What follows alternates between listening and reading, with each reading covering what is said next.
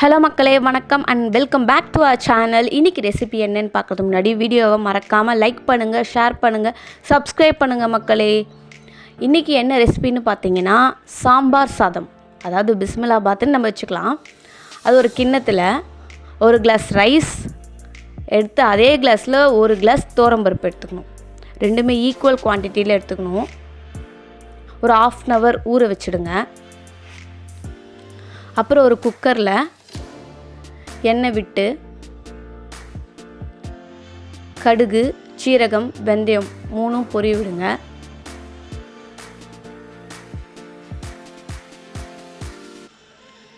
சாம்பார் சாதம் பசங்களுக்கு, குட்டி பசங்களுக்கு ரொம்ப பிடிக்கும்.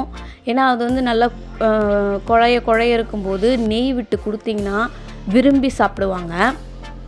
இல்லை காஞ்ச மிளகா, பூண்டு, அதோட கருவேப்பிலை, கொத்தமல்லி, வெங்காயம் எல்லாம் ஆட் பண்ணி நல்லா வதக்கிக்கோங்க. ஒரு 3 வெங்காயம் எடுத்துக்கோங்க. வெங்காயம் வதங்கினோடனே அதோட 2 பெரிய சைஸ் தக்காளி. இப்போ நான் சொல்கிற அளவு ஒரு 4 பேர் தாராளமாக சாப்பிட்லாம். தக்காளியும் நல்லா வதங்கினோடனே காய்கறி ஆட் பண்ணிக்கோங்க. கத்திரிக்காய், கேரட், பீன்ஸ், முருங்கைக்காய், சௌ நூக்கல், மாங்காய், எந்த காய் வேணாலும் நீங்கள் ஆட் பண்ணிக்கலாம்.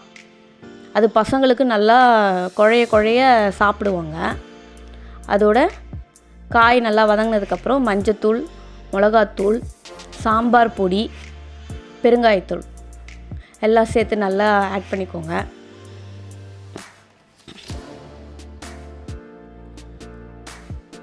இதோட சாதத்துக்கு ஏற்ற அளவு உப்பு ஆட் பண்ணிக்கோங்க.